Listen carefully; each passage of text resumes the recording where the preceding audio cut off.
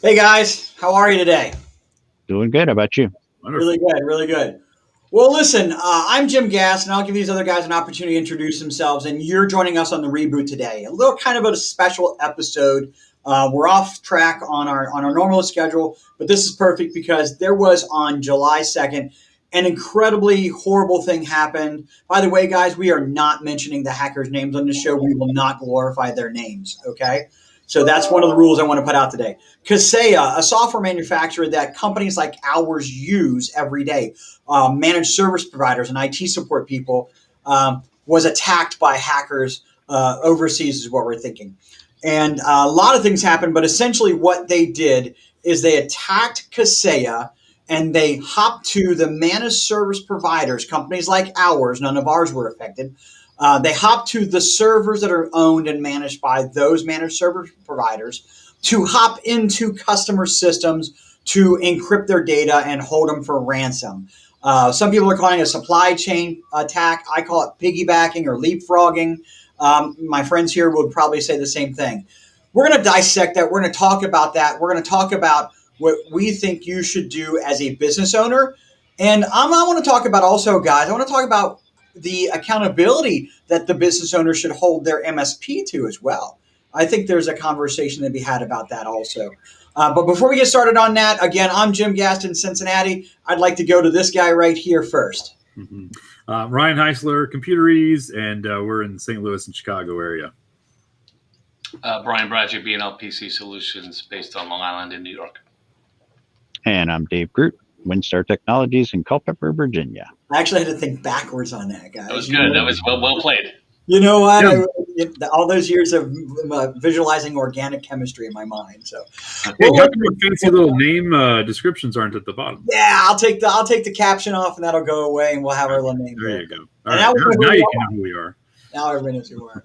So I'll keep it on the chat. Well, anyway, guys, we all are very familiar with what happened. I don't know about you guys, but it was kind of a scary weekend for me as a managed service provider. And on top of that, we're not going to talk about it too much today. But then Microsoft at the same time came out with this vulnerability, the print spooler vulnerability called Print Nightmare, which kind of made us actually kind of scramble a lot over the weekend. Were you guys scrambling for your customers at all, doing things over the weekend? Yeah, Friday was a hoot. Friday, yeah.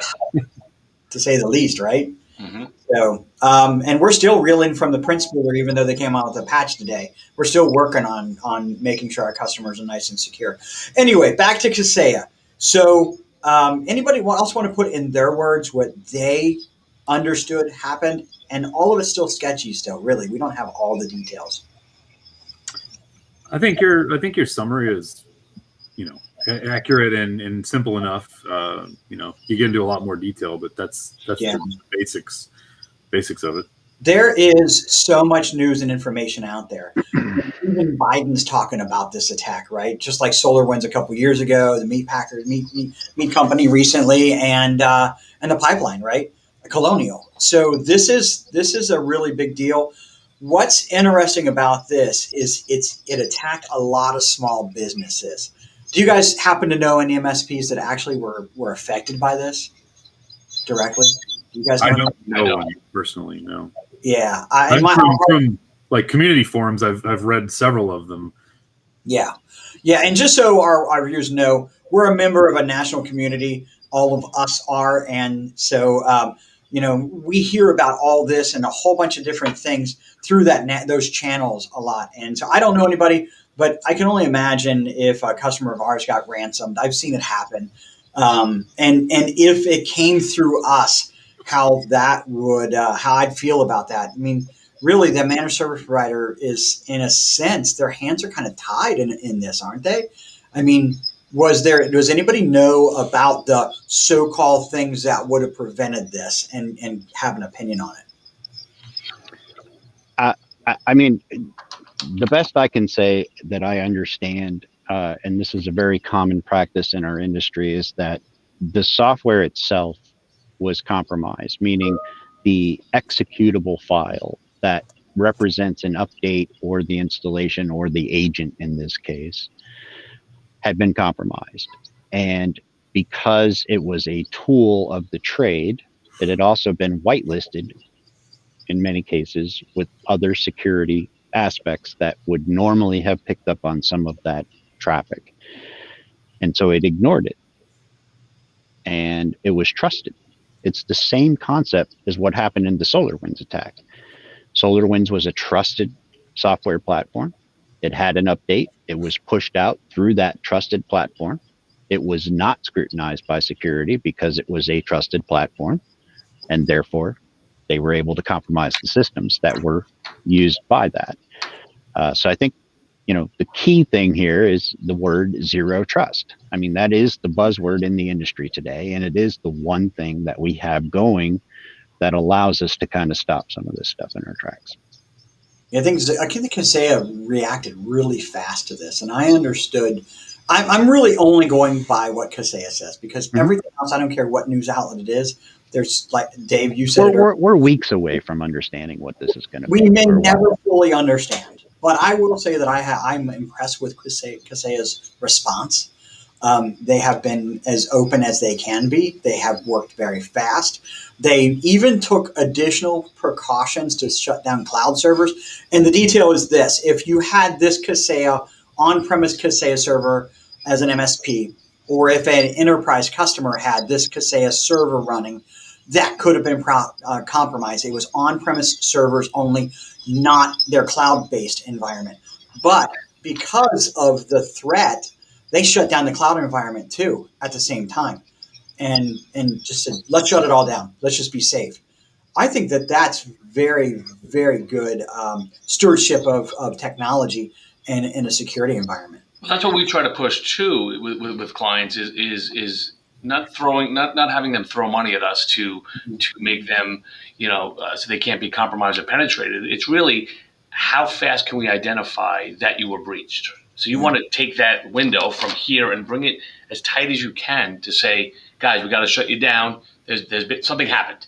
We may not know the extent of it, but just to be able to identify and minimize that time is huge. And that's like you said, Jim, it's impressive how quickly they just shut it down.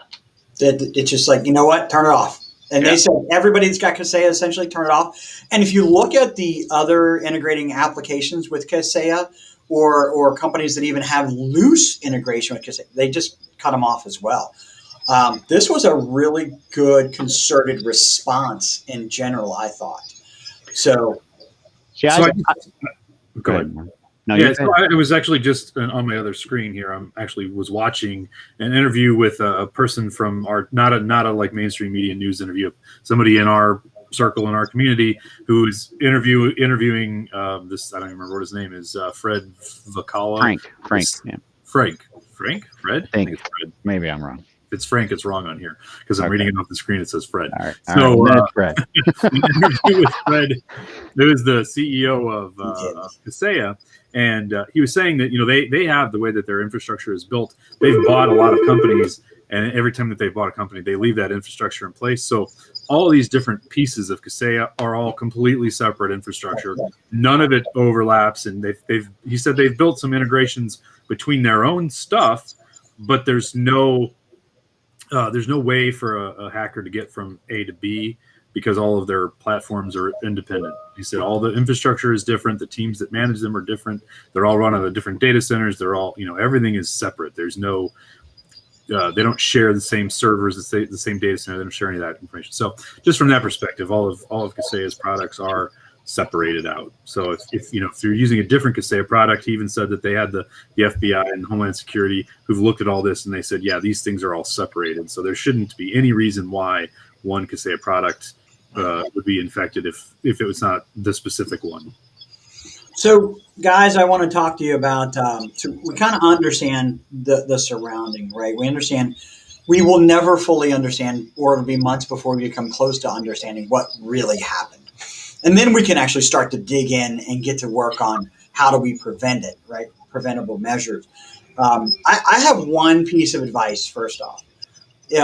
And you guys, I'm sure you're going to, if you have a managed service provider, an IT guys, your brother-in-law, anybody that's doing anything like this, you need to make sure that they scrutinize the vendors that they use to support you, protect you, secure you, so on and so on, and update you, patch you, you name it, right?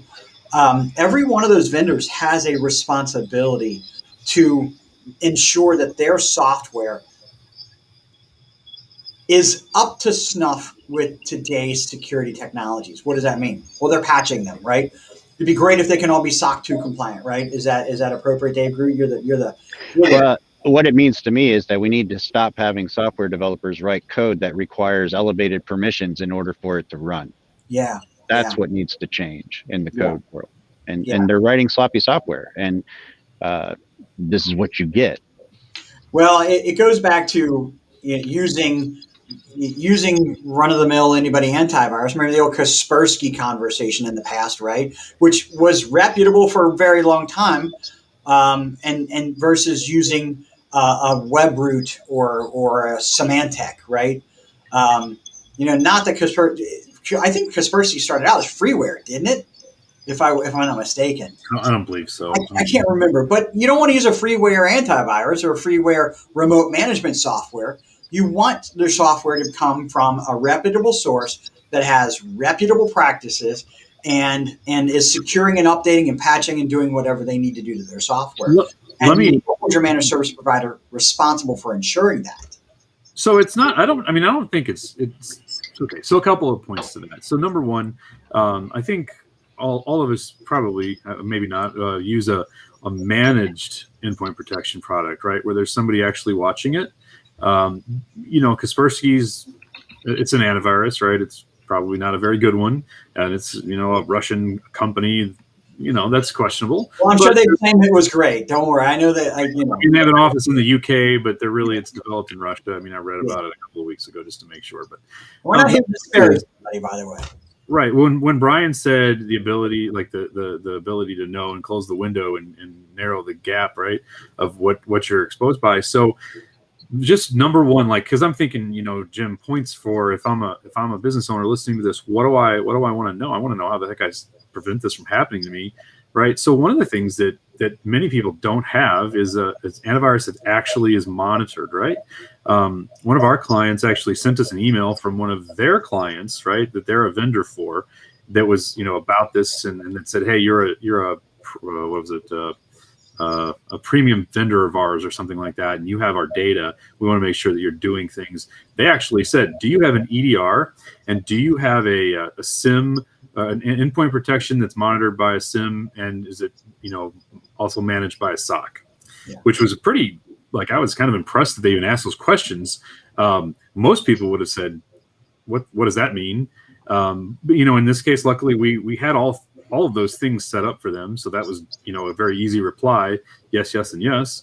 But if you're, and I know, so part of where I was going with this is I know the provider that we use that manages that endpoint protection for us, they actually had contacted some of the folks who had issues and some of them who didn't have issues, but they were actually monitoring the IOCs, right, the indicators of compromise, and were contacting people who had those on systems that they managed, right?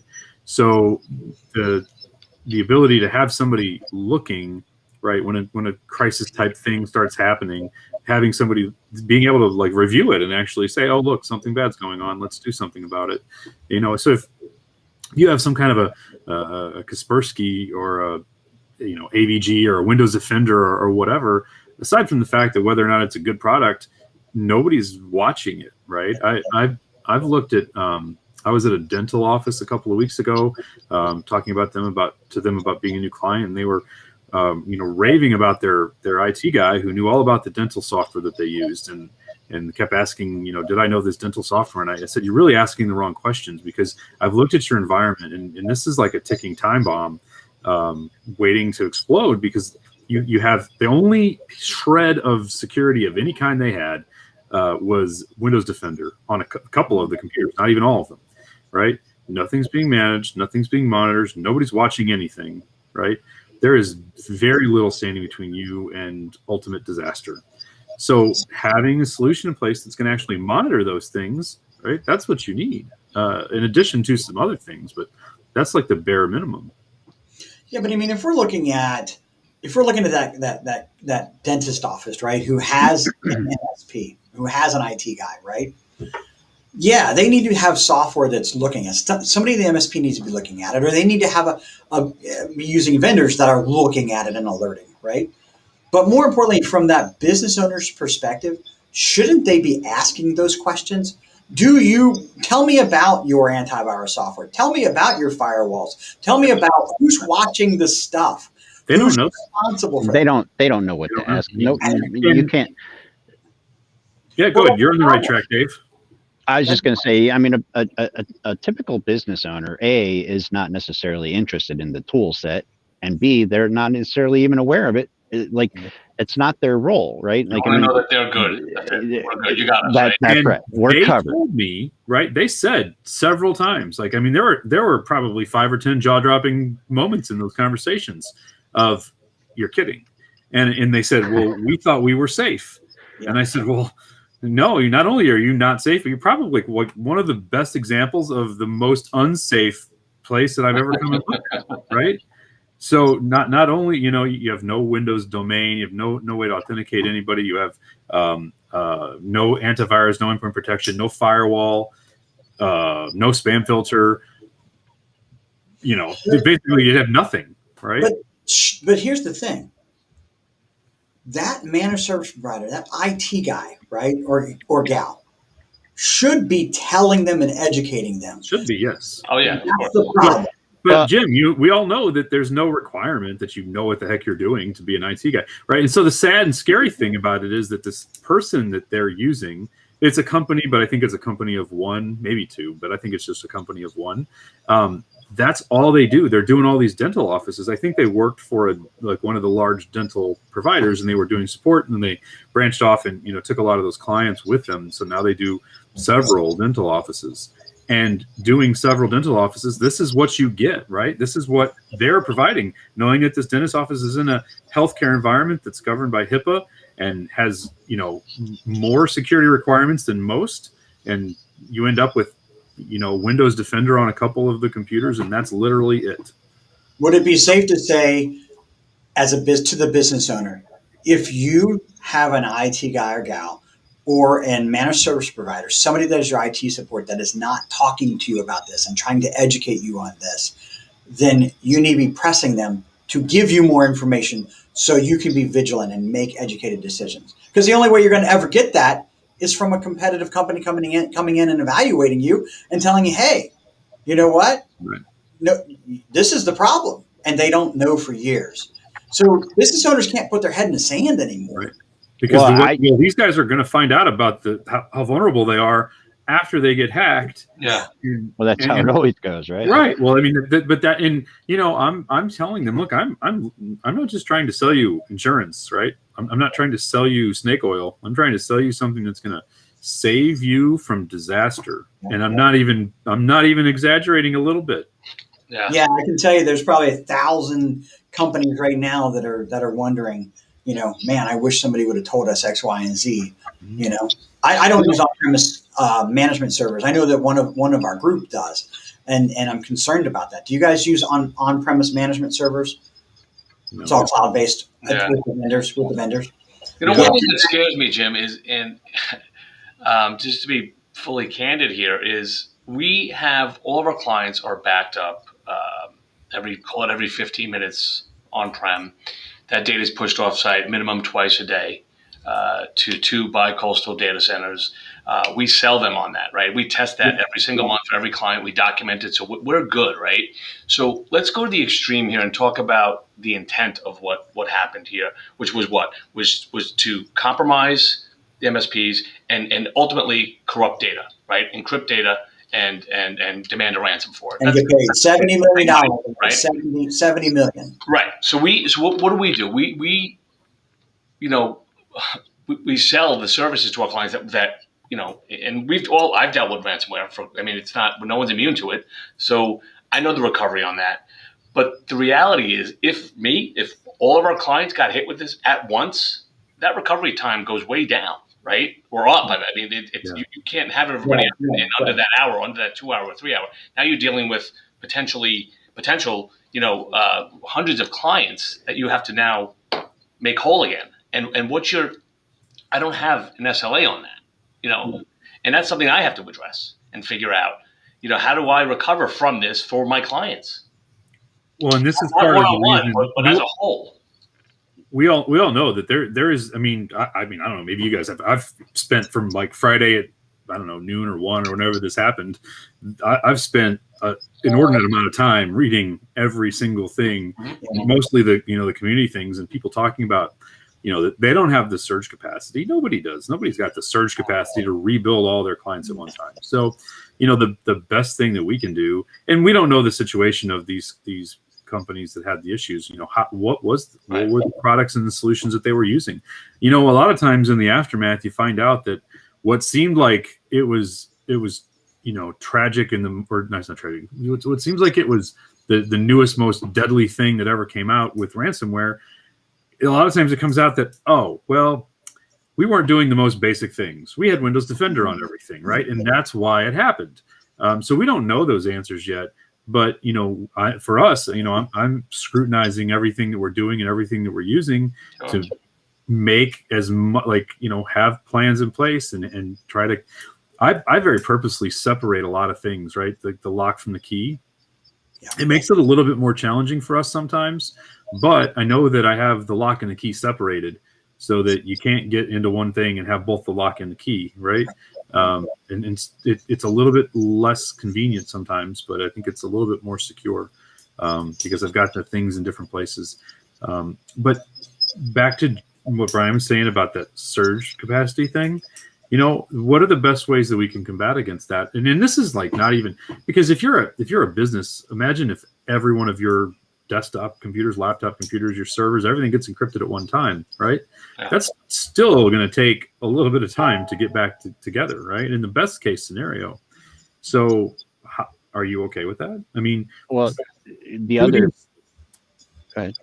I was going to say, do the things that we're asking to do, right? Like we have, for the most part, we have the solutions, right? Like we know the things that could stop these, even could stop the Kaseya attack, right? Let's call that lower the risk. Right, exactly. I mean, there's never a 100%, but we all basically know the ways that currently exist that we can block those and other things. Now, again, listen, you have clients now that are more at risk than other clients. I'm sure you're going to say, yeah, right. You have some that aren't. Mm-hmm. Yeah, I think we all do. Yeah. And we try to push our call it your security stack or whatever you want to call it. Mm-hmm. And it's based on any new clients. What we do is there's no choice. This is what you get, right? And we find ourselves now going back to existing clients and pushing additional security services that we strongly feel will help minimize your exposure and that risk. And that's all we can do. It's a cat and mouse game. And so maybe last year, and I'm just giving you silly examples, maybe last year my customer was okay with just having antivirus and a firewall. That's the risk level we're at today. And that's what I can afford, and that's what I'm willing to spend. Well, fast forward 6 months from then, and then that level and that risk, because of a couple things happening to some other people, goes up, and now I'm willing to spend a little bit more. Now today I'm willing to spend a little bit more because I can see more is happening, and it's going to continually elevate. And it's not that I don't think any one of us are gaming that to make people spend more money, right? We're just trying to help consumers, business consumers, meet the risks today appropriately for themselves. I don't think we want to sell anybody anything that they don't need. If I'm going to a mechanic shop and he's got one computer here, or he's got one computer, I'm not going to sell him a managed detection and risk response and a SOC and all that stuff necessarily, right? Especially if it's a cloud-based service for their shop management system, right?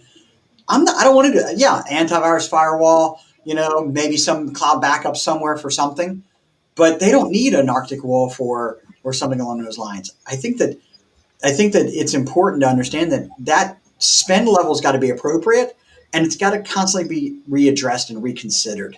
Because, hey, you know what? I'll tell you, those people that got hit from the Kaseya attack, they would spend differently today than they would have spent last Yeah, but week. that same single user, if they do get ransomware, that's the same $50,000 being requested to them as it is to a big business. It is. And there's you have to say what's your where do you want to draw the line here? Yeah. I've invited 2 people with that are using SOC services. And so the advice to the business owner is, if your IT guy is not talking to you about, this, and helping you determine what is your level of risk, and it's all about what's the next thing and how much does it cost and how much more protected does it get me, where the risk doesn't outweigh the cost of the technology. So, Jim, there's a couple of points that I want to make that are particularly important. Number one, this Kaseya thing happened through RMM tool that managed service providers use, but this is just an escalation, right? It's like the next step in the game that has started. A couple of years ago, 4 years ago, whatever it was, the ransomware did not exist. There was no such thing, and so this is just the next step in the escalation. This particular time, it was via an MSP. But previously, it was through SolarWinds, and before that, it was something else, and then there'll be some Microsoft risk. And so, I don't want anyone that's listening to this to say, "Oh, well, this only was because if I was using this RMM type software, and I don't use that, and I'm not going to, because then I won't have the risk." That was just this time, right? It's not isolated to this. It's been going on for years. It will continue to grow, and next time it's probably going to be something different. In no matter what you are, what kind of business you are, it doesn't matter because the other misconception everybody has is, well, I'm small, nobody cares about me, nobody wants to hack me, I don't have anything to get, right? Well, if you have computers that have any kind of data or any kind of value to you on them, then hackers would love personal data too that can be exploited. It doesn't even have to be a value. It doesn't even have to be a value. They aren't even aware of who it is they're hacking. They don't care who you are. Right. They're just hacking everybody. It doesn't matter. That's one of the things that I think that every business owner needs to know is it doesn't, because I hear this a lot, and I'm sure the 3 of you hear it too. Oh, I'm small. We don't really, we don't have that much to secure. What are they going to take? They'll find something. This is my favorite line. I don't need any of that stuff. We can keep going without it. Right. Or we've been fined for X number of years and haven't had a problem. This is different, right? This is, like I said, this is a game that has evolved over time, and it's different, right? And if you haven't gotten hacked yet and you're not doing anything about it, you're just lucky, and that luck will run out at some point, right? I had a conversation with a business owner today that deals with government contracts, and they made a comment that the cybersecurity issue in this country really only pertains to senior citizens who are not smart enough to not know how to click on things, and they lose their retirement funds. And he has had weak internet security for a long time and hasn't been breached. It's not a problem. And I said, well, just because you haven't been breached doesn't mean you won't be. And then the second thing I said is, how do you know you haven't been breached? And then he's like, well, how is it that they're going to breach me? And we were talking about his accounting package, and it was in a remote desktop session on a Citrix server somewhere across the board. And I said, well, let's just talk about this package right here. If they get infected and they, like I took them down the whole chain, the supply chain, right? Like, you have this software installed on your machine. And well, I got a lot of important information in there. I'm like, yeah, you sure do. And he's, well, they're definitely protecting it. I'm like, well, I'm sure that they're trying to protect it. But if you think that they're not, like, part of the whole potential scam and breach, you're wrong. Like, they can very well get breached. Mm-hmm. It just blows me away, the mentality out there. And so, the things that I think are important for business owners to understand is that it doesn't matter if you're small, even if you have one person, right? If you've got money in a bank account, a hacker will figure out a way to extract that from you. Either they will blackmail you into giving it to them, or they will figure out a way to just take it themselves, right? Yeah. I can get a keylogger on your computer, and if your bank or you doesn't have good security and it's just username, password to get into your bank account, I get into that bank account and I can do some ACH transfers out of here, right? Or I can do some bill pays, or I can get into your payroll software and I can change all the checking accounts for all the employees to my hacker account, and the next time you run payroll, I get all the money and your employees get zero, right? I mean, I have, everything I'm talking about. I've seen it or heard it. And, so it doesn't matter what size you are. And if you're small, you're just low hanging fruit, right? You're easy. Let me make this really worse than we're framing it. Okay. Because it's something that I just recalled that we haven't mentioned in this show. The hacker company that did this wasn't that everybody's thinking of, right? Is not the company that did this. They're the manufacturers of the software that is sold to, leased and rented and supported to other hackers. So here you are as this great big software hacker software as a service company, a cloud software, if you will, in the dark web. We make software. You're having a problem with your hacker software. You call us up, you get support on your hacker software. No problem, we fix it. You just ransom 5 companies. Congratulations, it's all taken care of. They sell and lease that software to unlimited numbers of what they're calling affiliates that are then doing their job across the internet. Right. So basically, it's just a tool that that top organization, they get a cut, right, of the ransom that you collect. So if you're a hacker, you don't even have to be that good, right? You just use the software that somebody else. Read the manual is all you gotta do. Read the manual, right. And exactly. You deploy your own. You set up your own little node. You get your software distributed somehow.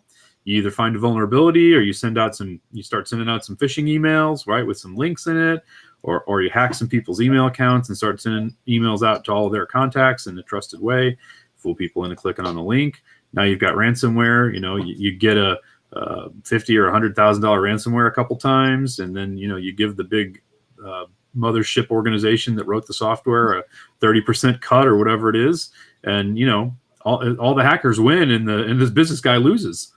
So what goes back to the point is, like, they're indiscriminate. They don't care who you are. They don't care what you've got. All they care about is they're going to either collect their ransom from you, or they're not going to collect the ransom from you. It's a 50-50 chance, and you know what? It doesn't cost them anything extra to do it. Yep. Here's a great question for a company that doesn't think that they have anything to get, right? So, essentially then what you're saying is there's no value in any of my IT stuff, right? No value in my computers, no value in my server if I have one, no value in my cloud infrastructure, whatever. So then what that means is, as the business, that you're saying that if my computers were completely gone and all the information that's on them was completely unavailable to me for a week, and maybe there's a chance to get it back, I'm okay with that, right? And if you're not okay with that, then you have to take these action steps, because if you're not okay with that, well, then that's basically what you're risking, right? Being completely cut off from all of your technology for a week to forever, right? I mean, if they steal your information and you're not working with somebody who's backing you up, and you don't want to pay the ransom, then you have no other options. So you've got, the idea to think about, you may be okay with not having that, you can function, but if that gets leaked or exploited, is there anything in there that you may not want out there that may be of more importance to you than being able to function as a business? Right. Do you have other people's data that will get you exactly? And that's the other tactic these days, is they're not only encrypting, they're exfiltrating. Right. But this particular hack, they didn't have time. They weren't in the network or anything ahead of time. They just were able to ransom them. Wait a minute. Actually, I heard conflicting reports on that, because the ransoms were anywhere from $50,000 to $5 million. Yeah, but that was based on file extensions in the encryption.